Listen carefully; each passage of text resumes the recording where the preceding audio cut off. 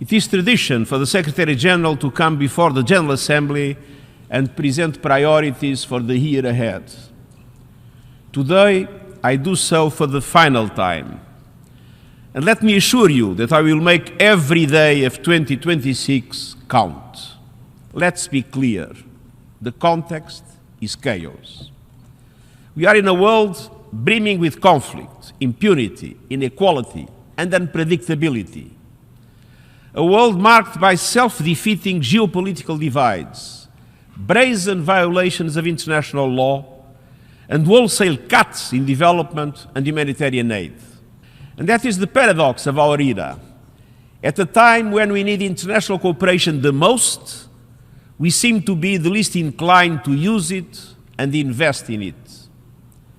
Some seek to put international cooperation on death watch, but I can assure you that we will not give up, and the dangers do not stop with states or warring parties.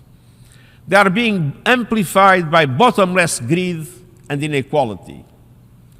The top 1% holds 43% of global financial assets. And last year alone, the richest 500 individuals added $2.2 trillion to their fortunes. The concentration of power and wealth in so few hands is morally indefensible. And more than that, it is a clear and present danger to the Charter and the promise of equal rights and dignity for all. We must be relentless in our work for peace and justice, peace between nations, and peace with nature.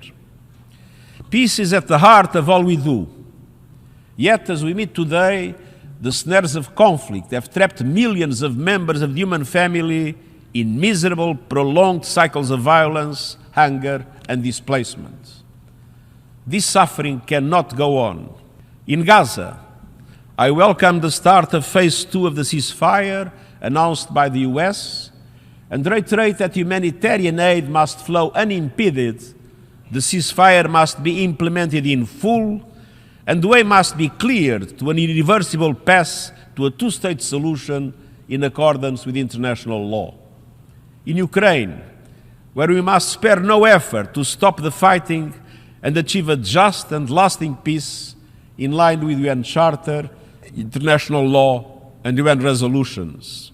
Peace with justice means peace grounded in international law and on human rights, economic, social, cultural, civil, and political, which are inalienable, indivisible, and interdependent. We must safeguard freedom of speech and civic space. And on that note, I'm deeply concerned by the violent repression in Iran. C'est aussi une profonde injustice. Celles et ceux qui ont le moins contribué sont les premiers et les plus durement touchés. Les dirigeants ont échoué à contenir le réchauffement en dessous de 1,5 degré Celsius. Un dépassement temporaire de ce seuil est désormais inévitable, mais pas irréversible. Notre mission est de rendre ce dépassement aussi faible, aussi bref et aussi sûr que possible, et d'infléchir immédiatement la courbe pour revenir vers 1,5 degré. Third and finally, our priority must be to build unity in an age of division. Around the world, we see the risk of societies breaking down under the weight of racism, nationalist xenophobia, and religious bigotry. These poisons are corroding the fabric of communities, fueling division and distrust.